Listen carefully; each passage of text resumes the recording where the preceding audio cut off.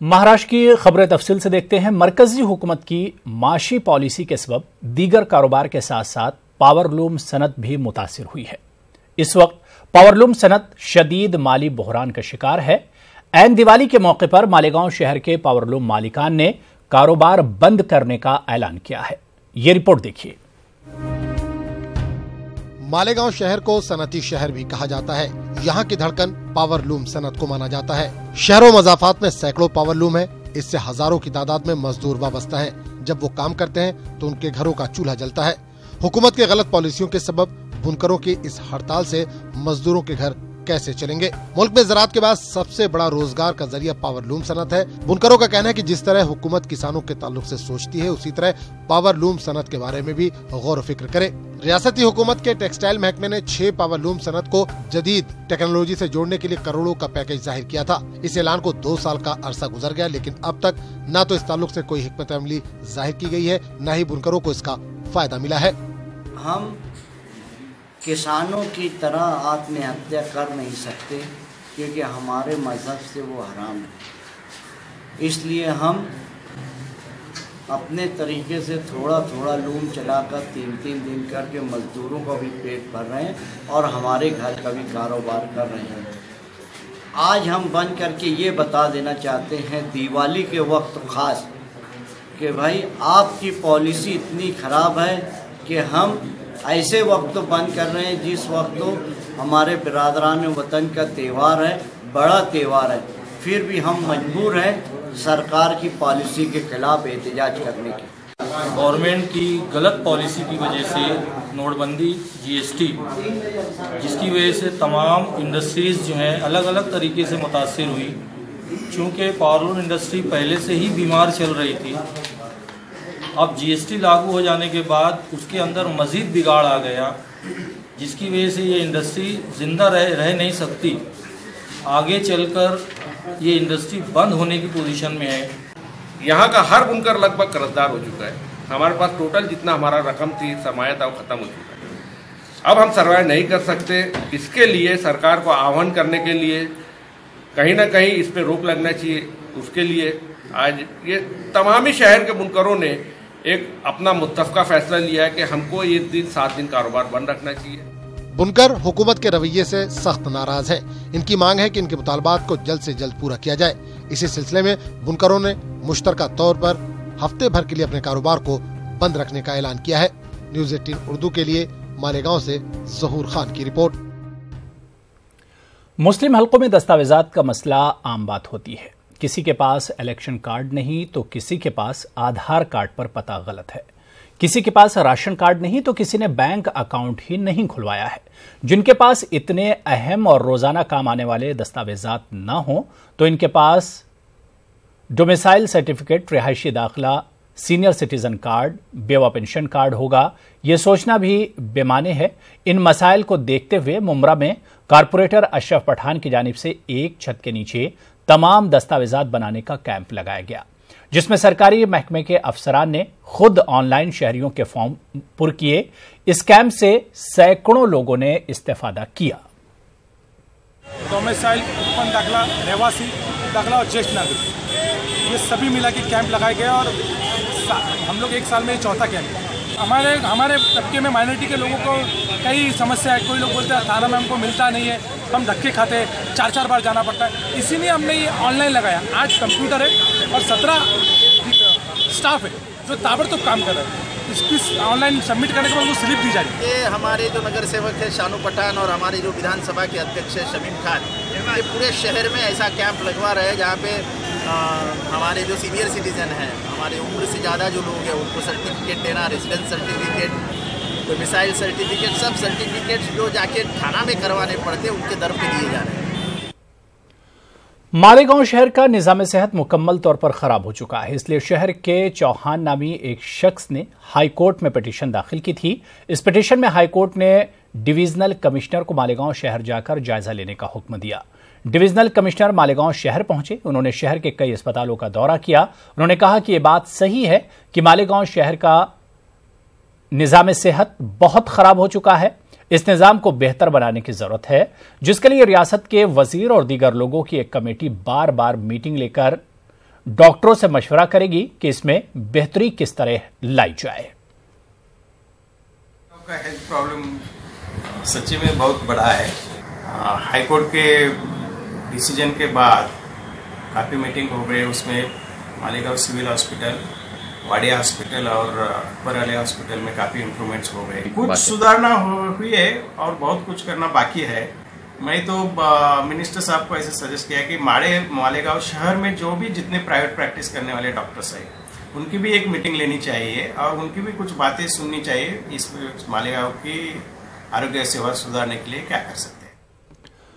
मालेगांव शहर municipal corporation में गुज़िश्ता चंद दिनों से बोगस बिलों को लेकर सियासत गर्म है। इस सूरत में शहर के एमएलए आसिफ शेख रशीद ने रियासती हुकूमत से शिकायत की थी कि वो सारे कामों की थर्ड पार्टी से जांच करवाएं। इनकी शिकायत के बाद भी कॉर्पोरेशन ने ज्यादा लोगों के बिल किसी भी तरह की तहकीकात न करते हुए अदा कर दिए। लिहाजा एमएलए आसिफ शेख रशीद ने डिप्टी कमिश्नर के बंगले के बाहर देर रात तक धरना दिया और इसके बाद कॉर्पोरेशन के सदर दरवाजे पर धरना दिया। उन्होंने मुतालबा किया कि किन मसाइल की बुनियाद पर इन लोगों के बिल अदा किए गए, इसका इंकशाफ होना चाहिए। मैंने महाराष्ट्र सरकार नगर विकास डिपार्टमेंट को एक तकरार दिया कि मालेगांव महानगर पालिका के अंदर 1500 से ज्यादा बिल बोगस है, ऐसा वर्तमान पत्रों में आ रहा है। इसकी पूरी सफुल चौकसी होना और मालेगांव की कोई भी टेक्निकल एजेंसी से थर्ड पार्टी नहीं कराते हुए धुलिया या नासिक या राज्य की दूसरी थर्ड पार्टी करना चाहिए एजेंसी ने। तालीम एक बहुत बड़ी मुहाफिज है। मिल्लत के दानिशमंद इससे आंख मूंद नहीं सकते, वरना आने वाली नस्लें हमें कभी माफ नहीं करेंगी। इन ख्यालात का इजहार मारूफ साइंसदा और जमात इस्लामी हिंद मरकजी मजलिस शूरा के रुकन डॉक्टर जावेद मुकर्रम ने किया। वो अशफाक अहमद की ताज़ियती नशिस्त से खिताब कर रहे थे। इस इजलास में अकाबरीन मिल्लत ने अशफाक अहमद की तालीमी खिदमात पर तफसीली रोशनी डाली।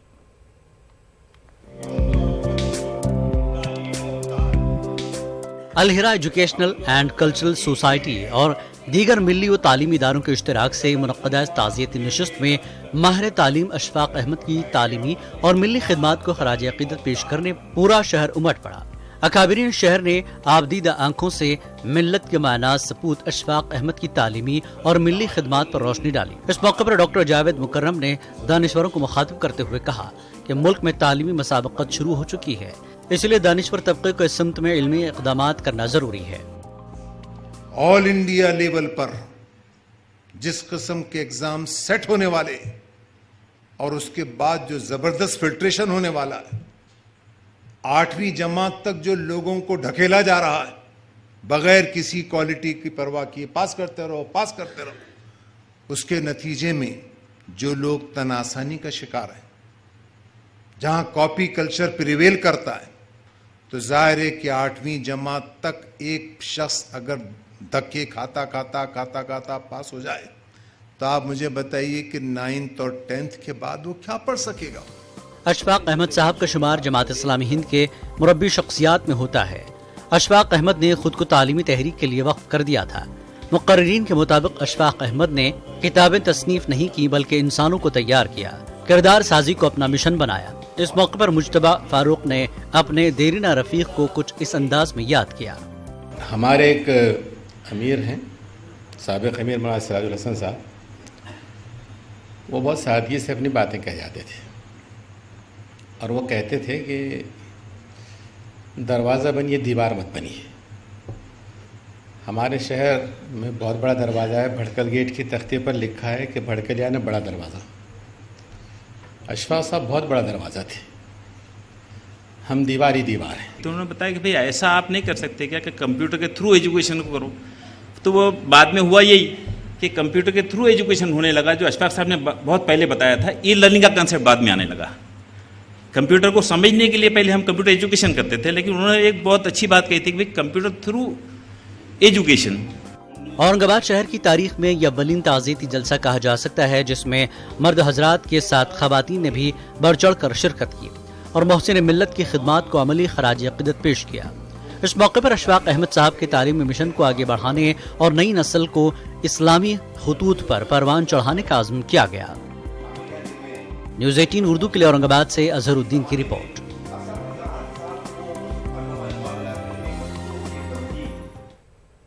खबर अकोला से है, जहां महानगर पालिका में अपोजिशन लीडर साजिद पठान और कांग्रेस लीडर को बर्खास्त कर दिया गया। इन दोनों पर महानगर पालिका की आम सभा में हंगामा खड़ा करके कामकाज रोकने का इल्जाम लगाया गया है।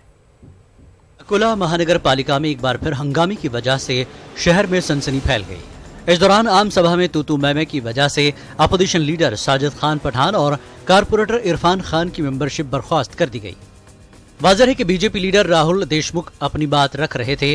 इस दौरान अपोजिशन लीडर साजिद पठान ने 2 करोड़ मालियत के LED लाइट तयशुदा वार्ड्स में लगाने के बजाय दीगर वार्ड्स में मुंतकिल करने पर सवाल उठाया, जिसको लेकर सभा में हंगामा शुरू हो गया।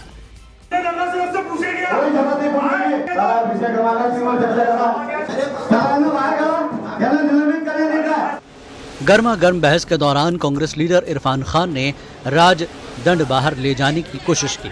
नोकझोंक के साथ पोडियम और माइक को भी नुकसान पहुंचाने की कोशिश की गई। बहुत दादागिरी होगी भाजपा के महापौर की, विजय अग्रवाल की, ये सत्ताधारियों की। यहाँ पे विरोधी पक्ष नेता को ये निलंबित कर सकते, वॉकआउट कर सकते। ये अपनी बात करने का यहाँ अधिकार रहा नहीं। लोकशाही पूरी खत्म हो गई।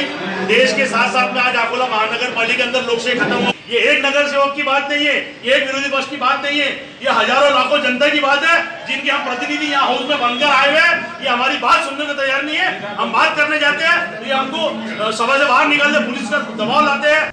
अकोला महानगर पालिका हंगामों के लिए पूरे मुल्क में मशहूर है। अक्सर बरसर इख्तिदार और हिज़्ब इख्तिलाफ के दरमियान हाथापाई के मामले पेश आते रहते हैं। लोगों का कहना है कि अगर अवामी नुमाइंदे ही इस तरह लड़ते रहेंगे तो मसाइल कौन हल करेगा। न्यूज़ 18 उर्दू के लिए अकोला से रिजवान खान की रिपोर्ट। बीजेपी अक़लीती मोर्चे के रियासती सदर जमाल सिद्दीकी के घर कुछ शरपसंदों ने हमला कर दिया। हमले के दौरान शरपसंदों ने जमाल सिद्दीकी की कार को आग के हवाले कर दिया। सिद्दीकी पर हुए इस हमले की रियासत भर में मजम्मत जारी है। अमरावती में भी बीजेपी अक़लीती मोर्चे की जानिब से जिला कलेक्टर के मार्फत वज़ीर आला के नाम एक मेमोरेंडम पेश किया गया। अमरावती बीजेपी अक़लीती मोर्चे के जिला सदर जाकिर जमाल की क़यादत में पेश किए गए इस मेमोरेंडम में जमाल सिद्दीकी पर हमला करने वालों पर सख्त से सख्त कार्रवाई का मुतालबा किया गया।